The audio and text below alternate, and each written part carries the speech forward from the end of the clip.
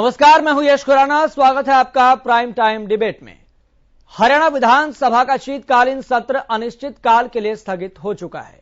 4 दिनों तक चले इस शीतकालीन सत्र के दौरान सदन में सत्ता पक्ष और विपक्ष के बीच तीखी नोकझोंक देखने को मिली।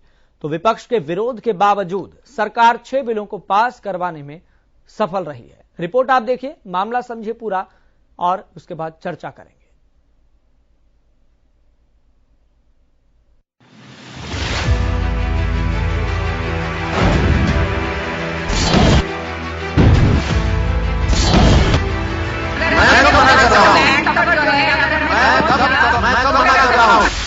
हरियाणा विधानसभा का शीतकालीन सत्र अनिश्चितकाल के लिए स्थगित हो चुका है। शीतकालीन सत्र के पहले दिन से लेकर आखिरी दिन तक विपक्ष जहां कई मुद्दों पर हमलावर होते हुए नजर आया, किसान, शिक्षा, सड़क, घोटाले समेत कई मुद्दों पर सरकार को घेरने की कोशिश की, तो सत्ता पक्ष ने हर मुद्दे पर आंकड़ों के साथ विपक्ष को करारा जवाब दिया।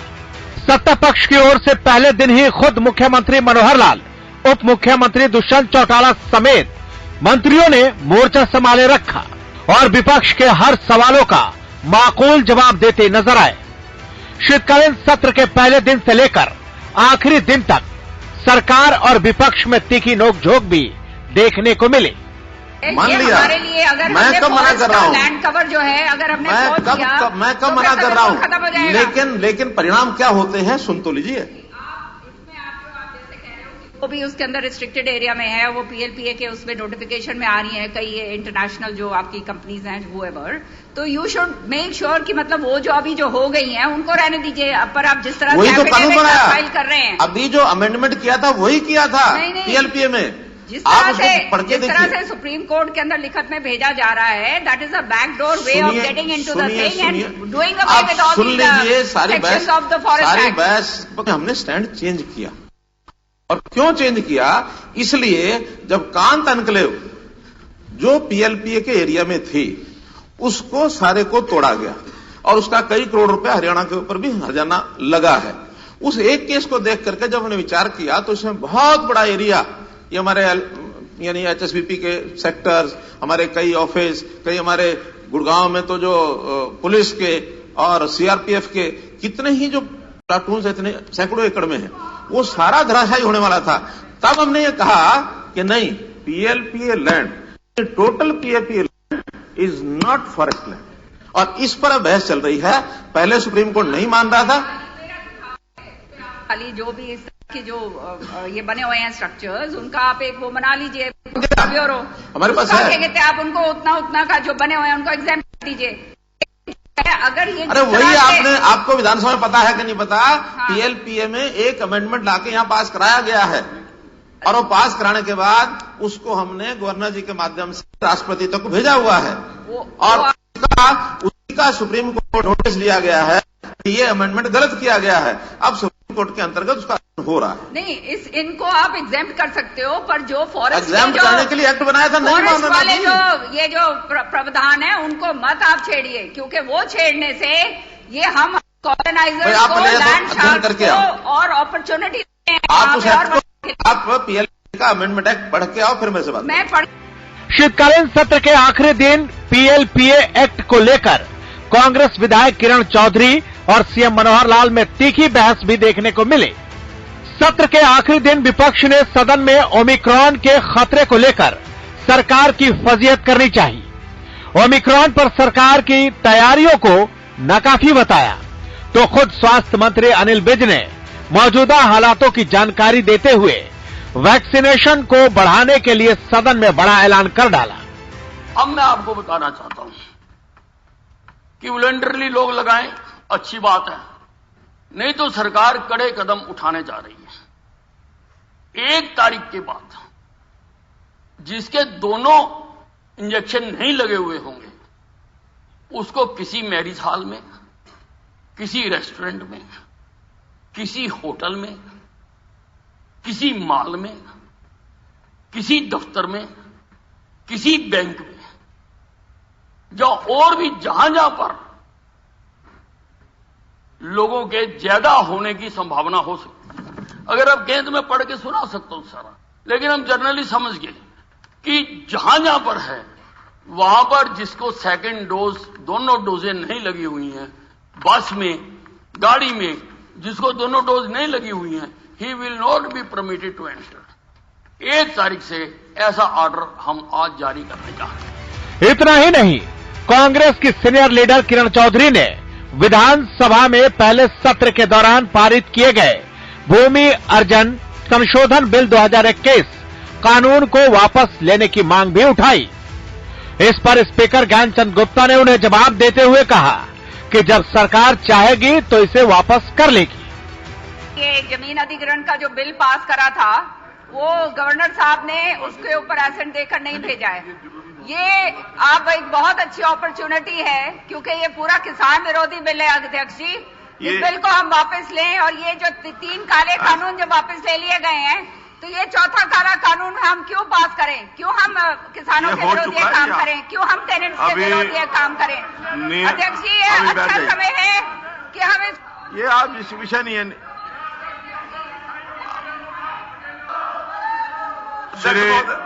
कुछ करें श्री,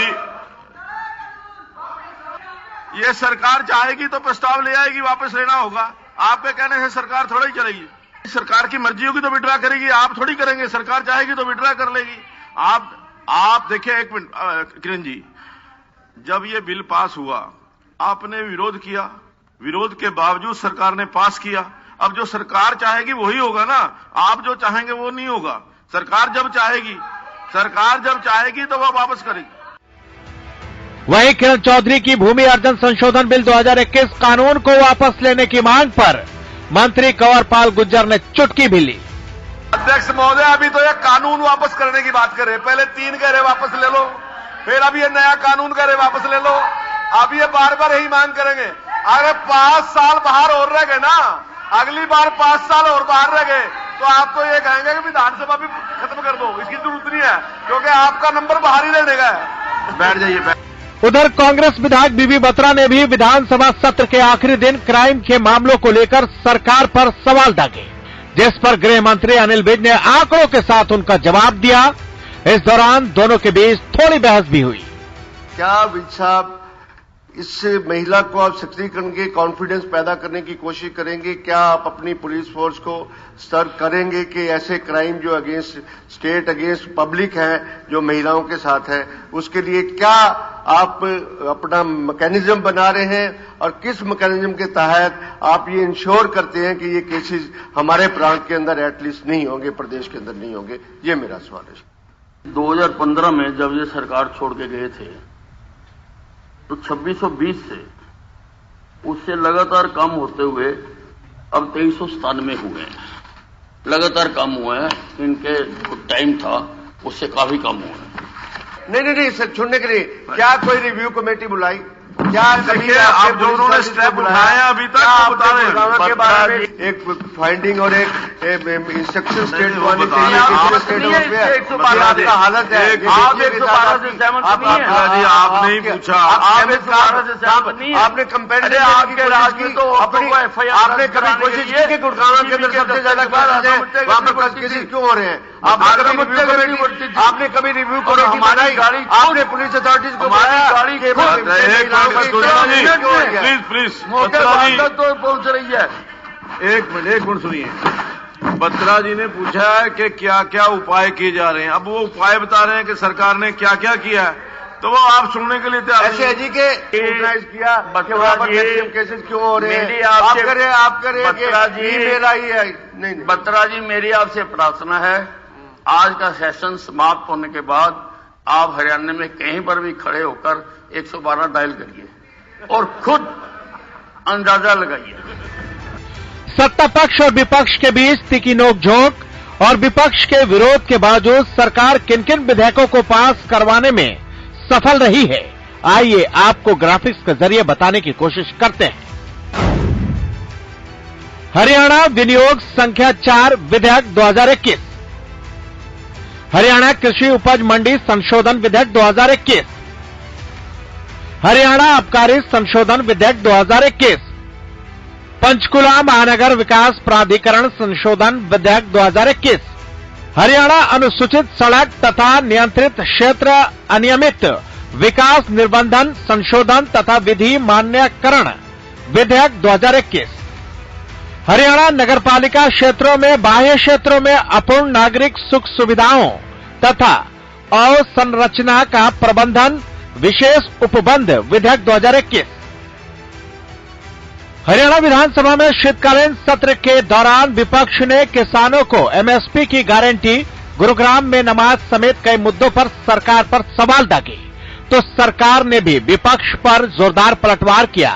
इसके साथ ही सत्ता पक्ष और विपक्ष में तीखी नोकझोंक और हंगामे के बीच शीतकालीन का सत्र अनिश्चितकाल के लिए स्थगित हो गया। चंडीगढ़ से रवि कालीरमण के साथ हरियाणा न्यूज के लिए मोहित की रिपोर्ट।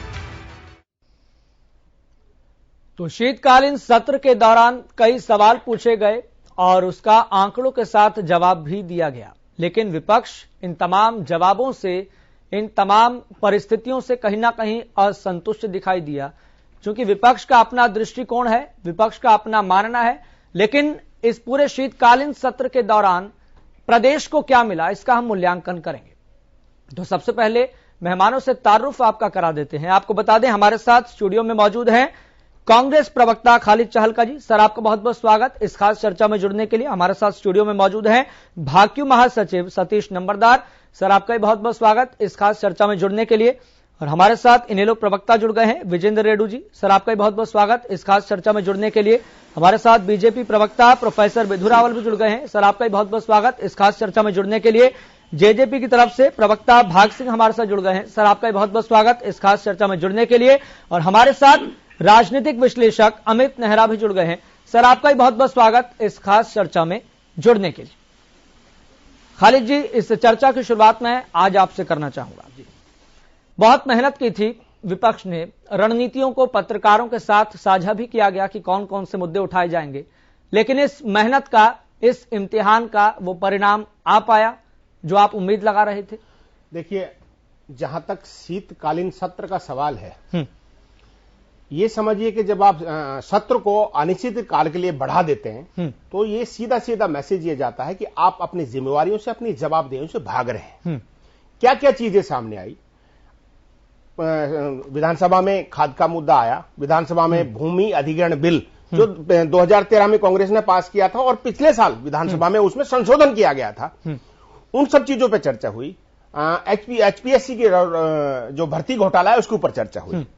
देखिए, एक एक करके हम उन मुद्दों पे बात करते हैं। देखिए, जहां तक खाद का सवाल है, आज तक लोग खाद के लिए मारे मारे फिर रहे हैं। सरकार का कोई नुमाइंदा, सरकार का कोई प्रतिनिधि ये कहने को तैयार नहीं है, ये मानने को तैयार नहीं है। अगर कल के हम मुख्यमंत्री जी के बयान को मान लें, उसको अपवाद को छोड़ दें, तो कोई भी सत्ता से जुड़ा व्यक्ति ये कहने के लिए तैयार नहीं खाद की कमी थी, है या रहेगी। जबकि खाद की कमी तब तक रहने वाली है जब तक, पूरी तरह से खाद की कमी रहने वाली है जब तक इसकी जरूरत है। इसकी कालाबाजारी चलती रहेगी। हमारा खाद काला बाजारों के हाथ से होके हरियाणा का खाद आ रहा है। उसके बारे में सरकार कोई ठोस जवाब नहीं दे सकी। उसके बाद बात आई, जो एक फरमान जारी किया हमारे प्रदेश के स्वास्थ्य मंत्री, गृह मंत्री ने, कोरोना के नए वेरिएंट को लेकर उन्होंने एकदम से घोषणा कर दी कि ये चीजें नहीं होंगी। जिस व्यक्ति को 2 डोज नहीं लगी होंगी वो ना बस स्टैंड पे जाएगा। ये सारी चीज ठीक है, ये सावधानियां ठीक है, लेकिन आपकी तैयारी क्या है इसको समझना होगा। जब नवंबर 2021 में भारत सरकार ने लगभग 8,500 करोड़ रुपया स्वास्थ्य के लिए प्रदेशों को 19 राज्यों को डिस्ट्रीब्यूट किया, तो उसमें हरियाणा के हिस्से में कुछ नहीं आया। आप जानते हैं क्यों नहीं आया? वो इसलिए नहीं आया कि हरियाणा सरकार ने केंद्र के स्वास्थ्य मंत्री को कोई प्रपोजल नहीं भेजा था, इसलिए हमारे हिस्से में कुछ नहीं आया। हमारी जनसंख्या 2.90 करोड़ के आसपास है, जिसमें WHO कहता है कि 1000 व्यक्तियों पे कम से कम 3 बेड होने चाहिए। कितने? 3 बेड। हमारी रिक्वायरमेंट क्या है? लगभग 58,000 बेड हमको चाहिए। लेकिन हमारे पास है कितने? हमारे पास है कितने? 20,000। ये हमारी तैयारी है। आप घोषणाएं और अलाउंस और आदेश सुना के चले जाते हैं, लेकिन आप जवाबदेही क्या है उससे आप बचते हैं। जहां तक भर्ती घोटाले का सवाल है, विजिलेंस आप जांच कराने की बात करते हैं ना, विजिलेंस से जांच कराने की बात करते हैं। ऑलरेडी विजिलेंस के पास, आपको पता है, कुल 170 जांच पेंडिंग है और 5 जांच तो ऐसी है भर्ती घोटालों संबंधित जो पिछले 15 सालों से पेंडिंग है। ठीक है, जवाब दे देते हैं। प्रोफेसर साहब, कई मुद्दों को लेकर टकराव रहा, जो मुद्दे रहे चाहे एचपीएससी घोटाले का मुद्दा हो, किसानों को खाद उपलब्ध करवाने का मुद्दा हो, चाहे और भी कोई मुद्दे हों, लेकिन टकराव रहा। विपक्ष को जो आपको आंकड़े देने चाहिए थे, जो संतुष्ट करना चाहिए था, विपक्ष उससे संतुष्ट नहीं हुआ। यहां तक कि प्रदेश का युवा भी एचपीएससी घोटाले को लेकर परेशान है, खाद को लेकर किसान परेशान है। देखिए, किसानों के अंदर इस प्रकार का भ्रम पैदा किया गया कि खाद की कोई कमी है, और जब कांग्रेस और इंडियन नेशनल लोक दल जो विपक्षी दल हैं, दोनों के जो लीडर हैं, यानी भूपेंद्र सिंह हुड्डा जो सीएलपी के लीडर हैं, साफ सुथरे झूठ बोले जाते हैं ना, तब दिल नहीं करता चुप रहने को। आपने कल यहाँ पे बहुत साफ साफ दिखाया। मैं आपको एक अखबार की कटिंग दिखा देता हूँ। प्रोफेसर साहब, आपने कल यहाँ दिखाया, प्रोफेसर साहब, कई कैसे लोग आपने फोटो दिखाए खुराना साहब, मतलब ये बड़ी बेशर्मी से जवाब देना, मतलब जवाब ले लेते हैं। ठीक है प्रोफेसर साहब, अपनी बात रखिए। ठीक है, खालिद जी, इतने सख्त शब्द न बोलिए प्लीज बोलिए। प्रोफेसर साहब अपनी बात रखिए। ठीक, यानी कि मैं ये मान लूं कि कांग्रेस के जो यहाँ पर प्रवक्ता बैठे हैं, वो अपने खुद कांग्रेस लेजिस्लेटिव पार्टी के लीडर हरियाणा में भूपेंद्र सिंह हुड्डा से सहमत नहीं है। यानी मैं ये मान लूं कि जो अभय सिंह चौटाला ने भी कहा, ये सहमत नहीं है। और इन दोनों नेताओं ने क्या कहा, ये मैं बता देता हूं। दोनों नेताओं ने अपनी गलती को माना और उन्होंने कहा कि हम ये मानते हैं कि हरियाणा में खाद की कमी नहीं है। जब हमने आंकड़े प्रस्तुत कर दिए विधानसभा के पटल पर, शायद खालिद जी ने वो नहीं देखा होगा, नहीं, पुराना रिकॉर्ड चल रहा होगा। नहीं, पुराना रिकॉर्ड नहीं, मुझे नहीं, खालिद जी देखिए, एक बार आप विदु जी मैं आपको बताना चाहता हूँ, मेरे पास ये खालिद जी, मैं चुप हो जाता हूँ। कल के अखबार की न्यूज वो है जहां पे हजारों महिलाएं ऊपर नीचे हो रखी हैं सिर्फ खाद के लिए, यूरिया खाद के लिए महिलाएं ऊपर नीचे हो रखी हैं। तो आप क्या कहना चाहते हैं कि इस प्रदेश का मीडिया झूठ बोल रहा है? क्या कहना चाहते हैं आप अपने माननीय मुख्यमंत्री की उससे जो दिया उनका बयान है विधानसभा में, उससे आप सहमत नहीं है? खुद मुख्यमंत्री ये कहते हैं कि हाँ खाद की कमी थी और उसकी जगह कोई दूसरा खाद देने की हमको नहीं कहा।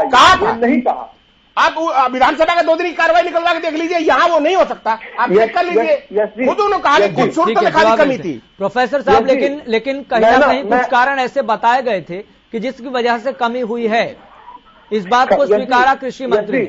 लगातार सवाल पूछे जा रहे हैं, मुझे उत्तर देने का आधा समय तो दीजिए ना। जी प्रोफेसर साहब, ठीक है, मेरा निवेदन है अपने कांग्रेस के मित्र से, ठीक है, कि प्लीज अपने बारे में बोलें। वो शुरुआती वक्तव्य है, शुरुआती सबसे ले लेते हैं। ठीक है प्रोफेसर साहब, अपनी बात रखिए। जी, मैं अपनी बात रख रहा था।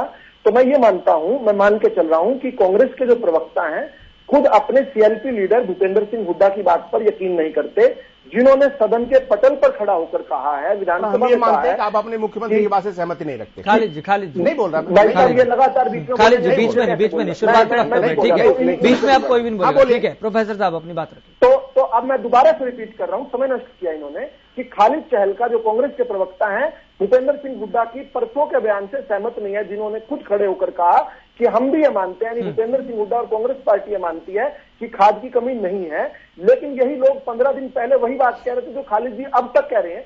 शायद खालिद जी अपडेट होकर नहीं आए, और मुख्यमंत्री जी ने जो कहा वो भी मैं रिपीट कर देता हूं। एक बार ध्यान से सुन लेंगे तो अपनी गलती समझ आ जाएगी इन्हें। और वो ये है कि खाद की कमी कभी भी नहीं रही। ये तो विपक्षियों ने जो आज खालिद चहल का टीवी स्टूडियो पर बोल रहे हैं, यही बात ये लगातार टेप रिकॉर्डर की तरह बोलते रहे, खाद की कमी होगी, खाद की कमी होगी। इससे हुआ खाद की कमी, इससे हुआ कांग्रेस पार्टी के साथ कांग्रेस पार्टी के साथ इस प्रदेश का मीडिया भी बोल रहा है। तो क्या आप ये कहना चाहते हैं कि प्रदेश का मीडिया है अगर वो सारा झूठ बोल रहा है? आप गलत बोल रहे हैं, आप झूठ बोल रहे हैं, आप मक्कारी कर रहे हैं, आप बोलने नहीं दे रहे मुझे, आप इसे सहमत है? जवाब तो ले, खालिद जी जवाब तो ले, मैं इस बात का जिक्र जरूर करूंगा, इस बात का खालिद जी देखिए जवाब देना बहुत जरूरी है, जवाब देना बहुत जरूरी है आपकी बात को। लेकिन एक आदमी साथ झूठ बोले जा रहा है, मीडिया को झूठा बता रहा है, अखबार को झूठा बता रहा है, टीवी चैनल को झूठा बता रहा है। जवाब तो लेने, मैंने तस्वीरें दिखाई थी इस बात को लेकर, तस्वीरें मैंने दिखाई। ठीक है सतीश जी, ठीक है सतीश जी, ठीक है। नहीं भाई साहब, मेरी बात पूरी नहीं हुई अभी। यश खुराना जी, आप इनको रोक ले बीच में बोलने से, मेरी बात अभी पूरी नहीं हुई।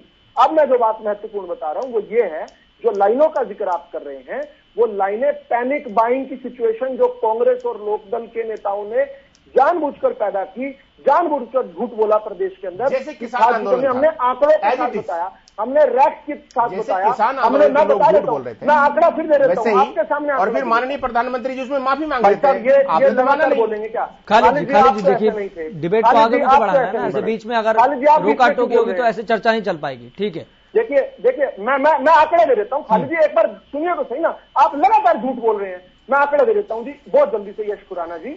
आंकड़ा ये है कि इन्होंने 2017 और 16 और 17 के सीजन में हमारे पास 2,18,332 मैट्रिक टन ये आपके ये इसका आवंटन किया गया, किसान ने लिया। 16-17 की बात कर रहा हूं।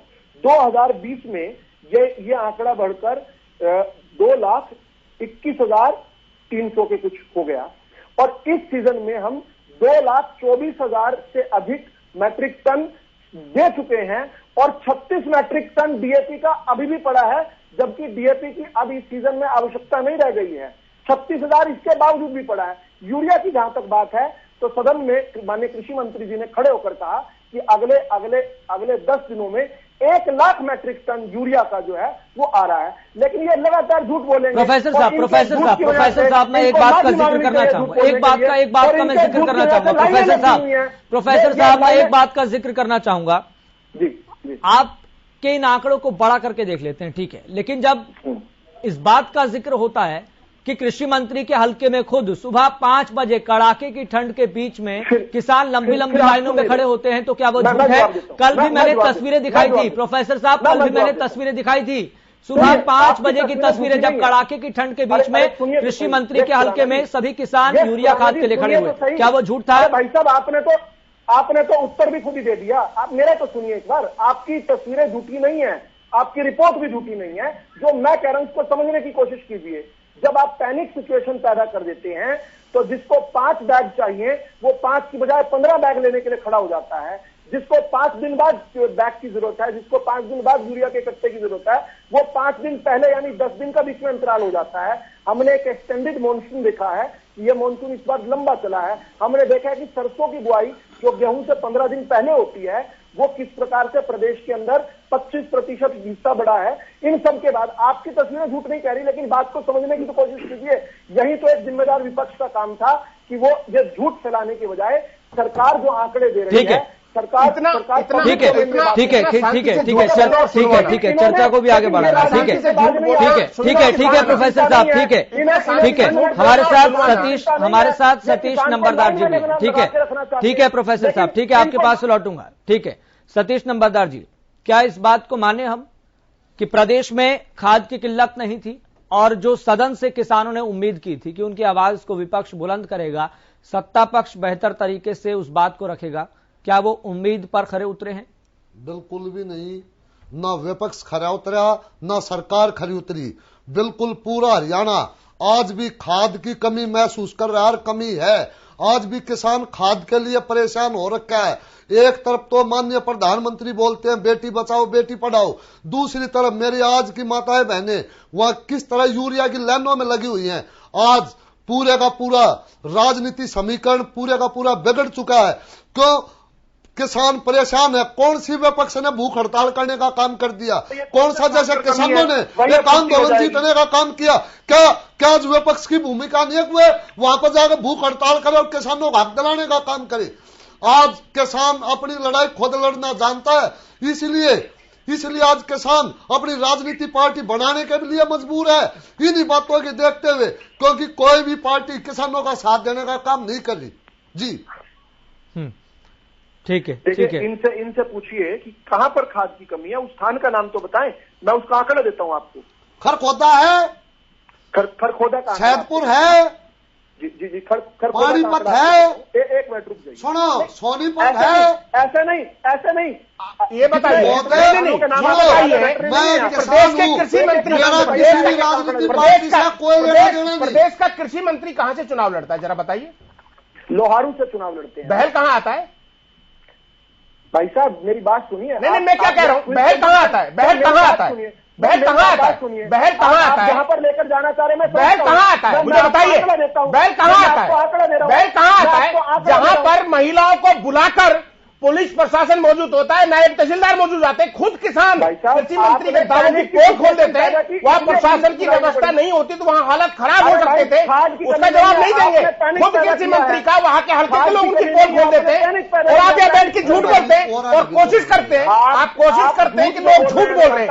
झूठ बोलने का ठेका आपके ऊपर है, ये बिल्कुल वैसा ही झूठ है, ये बिल्कुल वैसा ही झूठ है खुराना साहब, ये बिल्कुल वैसा झूठ है जैसा झूठ किसान आंदोलन को लेकर बोला गया था। ठीक है बिल्कुल वैसा झूठ है जैसे किसान आंदोलन को लेकर बोला गया था। एक साल तक पूरे भाजपा के नेता काला क्या है, ठीक है प्रधानमंत्री माफी मांग के निकले थे। खाली चर्चा को आगे बढ़ाना। ठीक है हमारे साथ विजेंद्र रेड्डी जी भी हैं। विजेंद्र रेड्डी जी, देश के अंदर किसान विरोधी सरकार है, इस प्रदेश के अंदर किसान विरोधी सरकार है। खालिद जी चर्चा को आगे भी तो बढ़ाना है ना। खालिद जी आपको जब बात रखने के लिए बोला गया तो आपने अपनी बात रखी, चर्चा को आगे भी बढ़ानी है, सभी गेस्ट के पास भी चलना है। ठीक है विजेंद्र रेड्डी जी, ठीक है विजेंद्र रेड्डी जी, किस तरीके से आप इस पूरी कार्यवाही का अपने तरीके से मूल्यांकन कर रहे हैं? अभय चौटाला ने कई मुद्दों को उठाया, अपने तरीके से बात रखी और ये भी कहा जो कृषि कानून के जो धन्यवाद प्रस्ताव लाया गया था उसको सदन वापस ले, सरकार का रुख कुछ अलग दिखाई दिया। किसान का मुद्दा उठाया गया, एचपीएससी घोटाले का मुद्दा उठाया गया, लेकिन सरकार का स्टैंड अपना क्लियर था। रविंद्र रेड्डी जी। यस जी, सबसे पहले सभी भाइयों को नमस्कार, सभी दर्शकों को भी नमस्कार।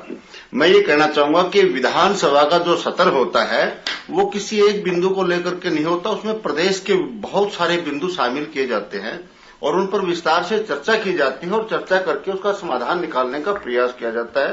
प्रयास ये होता है कि विपक्ष और सरकार दोनों मिलकर के किसी भी प्रदेश की समस्या का एक स्थायी समाधान निकालें।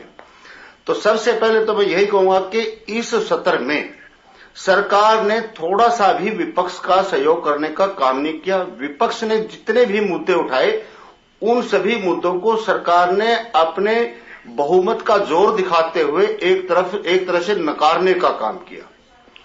सबसे पहले अभी जो खाद के ऊपर बहस चली हुई थी, हरियाणा प्रदेश का किसान एक एक बैग के खाद के कट्टे के लिए तरसता रहा है। अक्टूबर से लेकर के अब तक पूरे हरियाणा प्रदेश में खाद के लिए त्राहिमाम मचा हुआ था, है और पूरा भी नहीं होगा।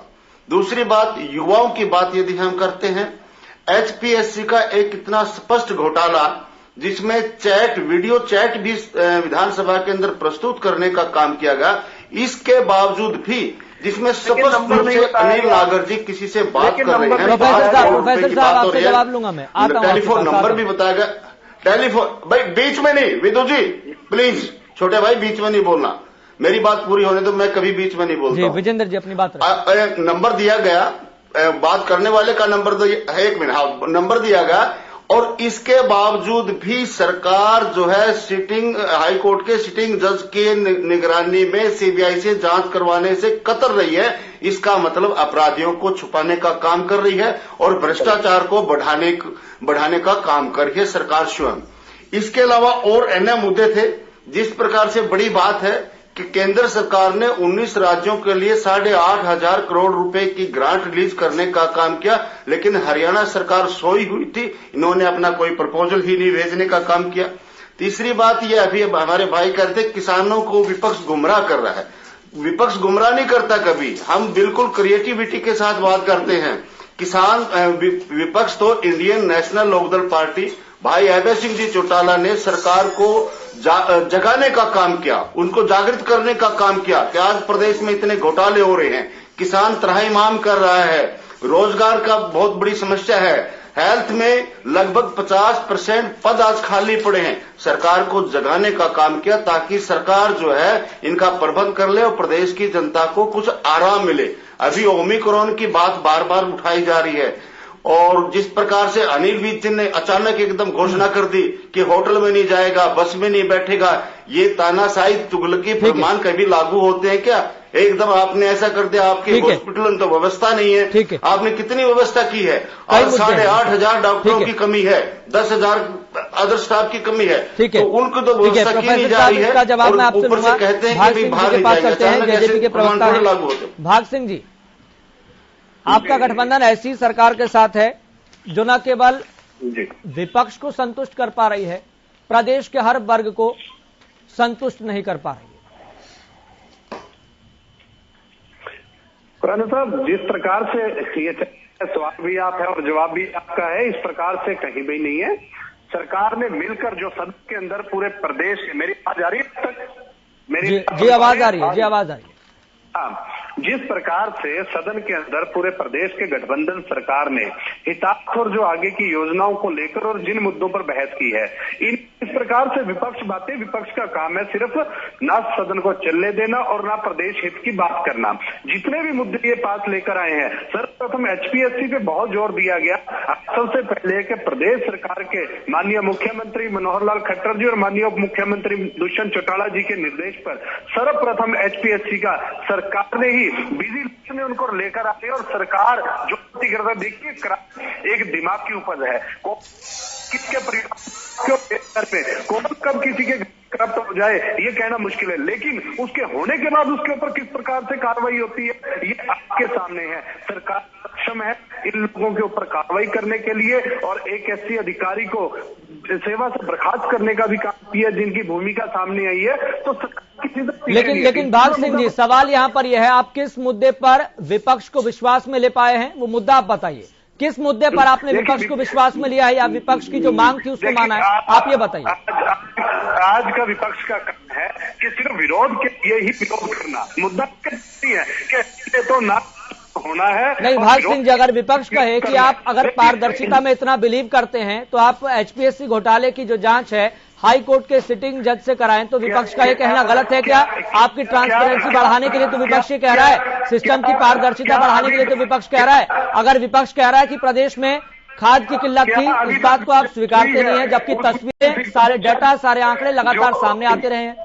देखिए खुराना साहब, जो अभी तक जांच हुई है किसी भी प्रकार से जहां जुड़े हैं उसको उठाया है, उसके ऊपर कार्रवाई की गई है। सरकार पूरी तरह से सक्षम इनके ऊपर लगाम कसने के लिए और इनके ऊपर कार्रवाई करने के लिए, या किसी को बख्शा जो चाहे वो किसी तरफ से भी हो उसको इसके अंदर बख्शा नहीं जाएगा। ठीक है, और ठीक है, एकदम पल दो पल बढ़ रही है आगे। और दूसरा मुद्दा कि आपने बड़ा खाद का जो जोड़ा, खाद का आपने इस प्रकार का मुद्दा छेड़ दिया कि खाद के अंदर, इसमें मैं कहूंगा विपक्ष एक भ्रम फैलाने की स्थिति पैदा कर दी, जो इस सीजन के अंदर खाद के ऊपर ये बड़ा भ्रम फैलाते हैं। नहीं भाग सिंह जी, ऐसे बीच से भागा नहीं जा सकता ये कहकर कि विपक्ष भ्रम फैलाने का काम कर रहा है। ऐसे बीच से भागा नहीं जा सकता ना, मैं भागने दूंगा आपको। सीधी सी बात आपके सामने। ठीक है भाग सिंह जी, ठीक है, ऐसा आपने बताया कि आप बीच में नहीं बोलते। ठीक है भाग सिंह जी, ठीक है। हमारे साथ अमित नेहरा भी हैं, राजनीतिक विश्लेषक हैं। ठीक है भाग सिंह जी, ठीक है, फिर भी आपका रुखात बहुत है। ठीक है, अमित नेहरा जी हमारे साथ हैं, राजनीतिक विश्लेषक हैं। अमित नेहरा जी, प्रदेश के लिए, प्रदेश के हित के लिए, प्रदेश की जनता के लिए ये शीत सत्र कितना फायदेमंद रहा, किस तरीके से आप मूल्यांकन कर रहे हैं? सत्ता पक्ष और विपक्ष का तालमेल और जनता के सरोकार के जो मुद्दे उठने चाहिए थे, जिनको मानना जाना चाहिए था, जिन मांगों को स्वीकारा जाना चाहिए था, किस तरीके से आप मूल्यांकन कर रहे हैं पूरे इस शीतकालीन सत्र का? हालांकि 4 दिन का रहा। देखिए यस, ये सत्र बिल्कुल उसी तरह रहा जिस तरह पहले पिछली सरकारों के सत्र होते आए हैं। बस सत्ता पक्ष को अपना जो बहुमत है उसके बल पे अपने फैसले पास करवाने होते हैं, बिल पास करवाने होते हैं, वो उन्होंने करवाए, इस बार भी करवाए। और जो रस्म अदायगी करनी होती है विपक्ष को वो की। देखिए इसमें सबसे बड़ी बात ये रही है कुल मिला के कि अभय सिंह चौटाला को हमने दोबारा देखा सदन में। उन्होंने वाकई में एक बड़ा काम किया था, त्याग पत्र देके किसानी के मुद्दे पे, और किसी विपक्षी जो अपना विधायक था उसका कोई, हाँ हंस लीजिए एक बार, कौन हंस रहा है? हाँ ठीक, आगे बताइए। और जोर से हंसना चाहता हूँ, और भी बताइए। हाँ जी, हाँ हंस, खुल के हंस ले। नहीं, मैं और भी हंसना, और भी चुटकुले, आप और भी चुटकुले छोड़ेंगे, मैं और भी हंसूंगा। और चुटकुले छोड़िए। जनता जवाब प्रोफेसर साहब मैं आपको बताऊंगा। ठीक है अमित नेहरा जी अपनी बात कंप्लीट कीजिए। हंस लिए, अपनी बात कंप्लीट कीजिए अमित नेहरा जी।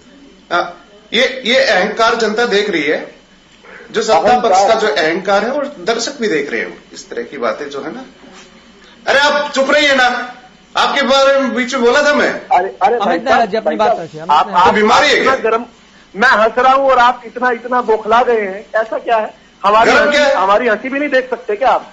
बोगला हमारी हंसी भी नहीं देख सकते क्या आप? प्रोफेसर साहब, तो मैं तो चुप हो गया था। मान लेता हूँ मैं आपको लगता है मैं मान लेता हूँ बोलने से, रोका-टोकी करने से मामलों का हल होता है क्या? अपनी बात सभी को रखने का हक है। अमित नेहरा जी अपनी बात मना नहीं कर रहा हूं। वो तो व्यक्तिगत प्रहार कर रहे हैं, हंसना तो मेरा अधिकार है। अमित नेहरा जी अपनी बात पर हंसू भी ना क्या? ठीक है, ठीक है अमित नेहरा जी अपनी बात, ठीक है प्रोफेसर साहब, ठीक है अमित नेहरा जी अपनी बात पर हंसो जी। क्या है ये विदूषक भर्ती कर रखे हैं सरकार ने? अरे तेरे जैसे भर्ती कर रखे हैं। आवाज डाउन कीजिए, आवाज डाउन कीजिए, आवाज डाउन कीजिए। नहीं अमित नेहरा जी, आपसे खड़ा हुआ था 100 वोट। आवाज डाउन कीजिए, आवाज डाउन कीजिए, नहीं आवाज डाउन कीजिए, नहीं आवाज डाउन कीजिए, आवाज डाउन कीजिए, नहीं आवाज डाउन कीजिए। अमित नेहरा जी और सभी गेस्ट से यह अपील है, आग्रह है, गुजारिश है कि आप एक दूसरे पर व्यक्तिगत टिप्पणियां ना कीजिए। यह चीज बर्दाश्त नहीं की जाएगी। आप प्रदेश की जनता के लिए, प्रदेश की आवाम के लिए जवाबदेह हैं। आपको सभी देखते हैं, अपने तरीके से मूल्यांकन करते हैं, भले ही आप अपनी बात जिस भी तरीके से रखें, लेकिन प्रदेश की जनता देखती है कि अहंकार किसमें है, गुमान किसमें है, अभिमान किसमें है। अपने तरीके से जनता भी आकलन करती है, मूल्यांकन करती है। प्लीज मैं सभी से आग्रह कर रहा हूं, गुजारिश कर रहा हूं कि व्यक्तिगत टिप्पणी यहां पर एक दूसरे पर ना करें। ठीक है अमित नेहरा जी, जल्दी से अपनी बात रखिए। क्या ये क्या है कि इस तरह के दुष्टों को मेरे साथ मत बुलाया करिए, ठीक है ना? आपके अगर ठीक है बुलाने हैं, विदूषक बुलाने हैं, भर्ती करने हैं तो भर्ती कर लीजिए इस तरह के। अमित नेहरा जी, देखिए आप राजनीतिक विश्लेषक हैं। अमित नेहरा जी आप राजनीतिक विश्लेषक हैं। नहीं बैठ सकता हूँ। अमित नेहरा जी आप राजनीतिक विश्लेषक हैं। पत्रकार अमित नेहरा जी आप राजनीतिक टिप्पणी करेंगे तो बाकी सभी राष्ट्रीय दल के प्रवक्ताओं से क्या उम्मीद की जाएगी? अमित नेहरा जी अगर आप ही इस तरीके से टिप्पणी करेंगे व्यक्तिगत तो किससे क्या उम्मीद की जाएगी? आप ये तो सोचिए, कम से कम आपको अपनी शालीनता का, संयमता का परिचय देना चाहिए। ऐसे हम उम्मीद करते हैं, लेकिन व्यक्तिगत टिप्पणियां चाहे कोई भी व्यक्ति हो, कोई भी जी जी। अमित नेहरा जी अपनी बात कंप्लीट कर लें, फिर उसके बाद 60 समाज से रहे थे भाई दुष्ट के साथ तो दुष्टता का व्यवहार होना चाहिए, ठीक है ना? यस बात ये है भाई, खाद की भी बात आई तो खाद की बात जो है वो सही है, आंकड़े दिए लोगों ने भाई हमारे पास इतनी खाद थी वो थी, लेकिन एक कहावत है जब सूख जाती है खेत में जो कृषि, तो उसमें उसके बाद बारिश होने का कोई फायदा नहीं है। होता यह है कि अमूमन जो ट्रेंड रहा है हरियाणा का पुराने टाइम से कि हाई पावर परचेज कमेटी एक कमेटी होती है जो कि बड़े बड़े जो खरीद होती है, सरकारी खरीद, उनका फैसला करती है। तो जब देखिए अपने डीएपी की जरूरत होती है खाद की, तो ये हाई परचेज पावर कमेटी की जो मीटिंग है उससे 3 महीने पहले हो जानी चाहिए। उसमें डिमांड मांगी जाती है डिपार्टमेंट से, एग्रीकल्चर डिपार्टमेंट से, कि आप बताएं कि हमारे यहाँ कितने रकबे में गेहूं की फसल होगी या कौन कौन सी फसल होगी, उसके लिए कितनी खाद की जरूरत होगी डीएपी की। तो आंकड़े आ जाते हैं। उसके बाद क्या होता है कि तुरंत जो फर्टिलाइजर कंपनीज होती हैं उनको एडवांस पैसे दे दिए जाते हैं ताकि वो समय से पहले खाद सरकार के गोदाम में पहुंच जाए। लेकिन अब पिछले 5-6 साल से ऐसी कोई इस तरह की एडवांस में प्लानिंग नहीं रही। होता क्या है, जब सिर पे आ जाता है सीजन, जब डीएपी डलनी होती है, तो क्या होता है कि तुरंत हाथ पैर फूल जाते हैं। ये एडवांस का तो देने का होता ही नहीं, ये कहते हैं हमें कैश ले लो, किसी तरह ले लो, खाद दे दो। लेकिन वो एक प्रोसेस है कि 2-2.5 महीने लगते हैं उसमें पूरा पहुंचने में ऑर्डर। ये पैसे भी देते हैं, लेकिन जब जैसा बताया ना कि 36,000 टन जो अपना डीएपी पड़ी है, इसीलिए पड़ी है, वो लोगों ने खेत बो लिए।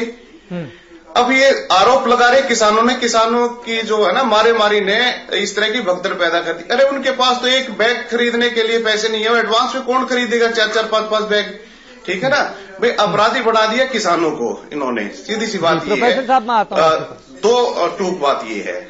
अब बात आ जाती है विधानसभा चलाने के ऊपर। तो देखिए भूपेंद्र सिंह हुड्डा ने एक बात कही कि ये जो सत्र है ये 1 दिन और बढ़ाया जाना चाहिए था।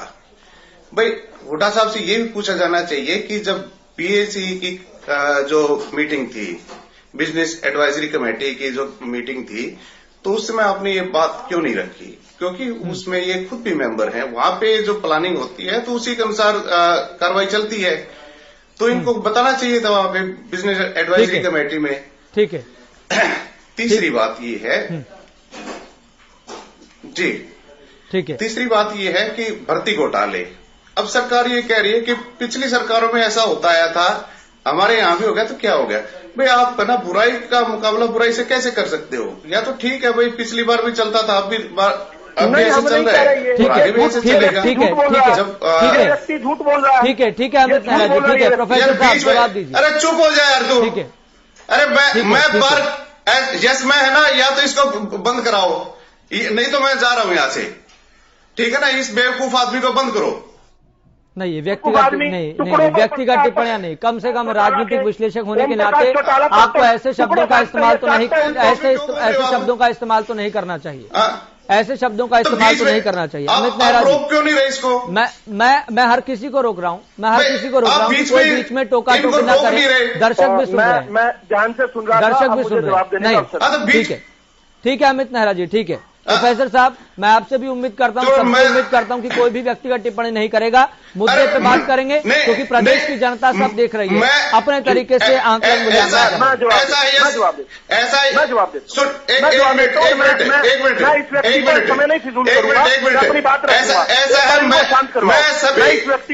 सभी सदस्यों से ये निवेदन करता हूँ कि इनके बीच में बोलो, जितना बोला जाए बोलो, इसको बोलने मत दो, ठीक है ना? ये बकवासबाजी नहीं चलेगी। आवाज डाउन कीजिए, आवाज डाउन कीजिए। नहीं अमित नेहरा जी, ये मेरी डिबेट में तो स्वीकार्य नहीं है इस तरह की चीजें, ठीक है। प्रोफेसर साहब, व्यक्तिगत टिप्पणियों से ऊपर उठकर जो मुद्दे की बात होनी चाहिए थी प्रदेश के लिए, आपको लग रहा है कि प्रदेश के लिए शीतकालीन सत्र और विपक्ष का साथ मिलना, लेकिन विपक्ष कह रहा है कि हमें तो सत्ता पक्ष का ही साथ नहीं मिला, सत्ता पक्ष ने विपक्ष की मांगों को ही नहीं माना, किस तरीके से आप देख रहे हैं? देखिए, मैं हैरान हूं कि एक बार तो जब बोलने लगता हूं तो पहले कांग्रेस के प्रवक्ता बीच में बोल पड़े थे, अब और कोई बोले। प्रोफेसर साहब मुद्दे पे आइए जी, जल्दी। देखिए, मैं इस बात से हैरान हूं कि कांग्रेस के एक प्रवक्ता और इंडियन नेशनल लोकदल के दो प्रवक्ता जो आपके स्टूडियो में हैं, ये दोनों ही अपने ही नेताओं का बयान नहीं सुनकर आते। इन्होंने कल जो स्पीकर साहब ने एक भोज दिया था, उस भोज के बाद प्रेस को अच्छे से बताया, विपक्ष ने बताया और आज भी बताया कि विपक्ष को सत्ता पक्ष से ज्यादा समय दिया गया इस बार। ये किस प्रकार की बात करते हैं? या तो ये सुनते नहीं है या बिना मुद्दों आ जाते हैं डिबेट में। लेकिन खैर, मैं मुद्दों पर जवाब देता हूं जल्दी जल्दी से। एचपीएससी की इन्होंने बात की, मैं विजेंद्र रेड्डी जी का खूब सम्मान करता हूं क्योंकि वो ऑफिशियल प्रवक्ता है, इस तरह के पेड़ प्रवक्ता नहीं है। तो विजेंद्र रेड्डी जी ने कहा था कि उन्होंने कहा था कि हाई कोर्ट के जज से क्यों नहीं जांच करवा लेते। विजेंद्र रेड्डी जी, आप ध्यान से सुनिएगा मेरा जवाब। पहली बात तो यह है कि जिस जांच एजेंसी ने इस भ्रष्टाचार जो कुछ लोग कर रहे थे उन्हें उजागर किया, उस जांच एजेंसी को आप पनिश करेंगे क्या पुरस्कृत करेंगे? उस जांच एजेंसी ने तो बताया आपको, तभी तो आपको पता चला।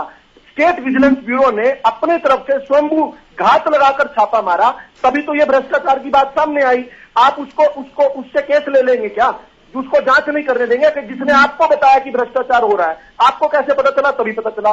दूसरी हाई कोर्ट की बात कह रहे हैं, मुझे अच्छा लगा। नहीं, पूरी बात आप बोलना जी, विजेंद्र जी बात के पास आ रहा हूं। विजेंद्र जी बीच में नहीं। दूसरी बात, विजेंद्र जी, दूसरी बात, आप हाई कोर्ट के जज की बात कह रहे थे, मुझे बहुत अच्छा लगा कि इंडियन नेशनल लोकदल को हाई कोर्ट में, सुप्रीम कोर्ट में, देश के कोर्टों में अचानक से यकीन हो गया। आज से पहले तो देश के 3 कोर्टों ने ओम प्रकाश चौटाला को जो शिक्षा भर्ती घोटाले में सजा दी थी, नीचे वाले कोर्ट ने, हाई कोर्ट ने और सुप्रीम कोर्ट ने, उसको तो आज तक ये मान नहीं रहे थे। अचानक से इनके मन में हाई कोर्ट, दरअसल खेल क्या है, ये चाहते हैं कि जो जांच की आंच इनके घर तक पहुंच गई है। रोहतक में इंडियन नेशनल लोकदल का जो युवा प्रधान था वो इस समय फरार चल रहा है पेपर लीक मामले में। उसके घर में आज तक इनका कार्यालय चल रहा है इंडियन नेशनल लोकदल का। यहाँ दो प्रवक्ता बैठे, दोनों से जवाब लेना, जरूर लेना, ठीक है। और इस बात का जवाब देना कि जांच की आंच जब इनके घर तक ठीक है, ठीक है, ठीक है।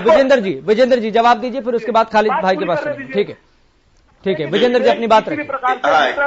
यस जी, देखिए, एक तो आप जो है ना, विदु जी को एक्स्ट्रा टाइम मत दिया करो, जितना टाइम सभी को मिलता है उतना मैं संतुलित करके चलता हूं, ना किसी को ज्यादा के ऊपर इन्होंने मेरी बात के ऊपर क्वेश्चन उठा।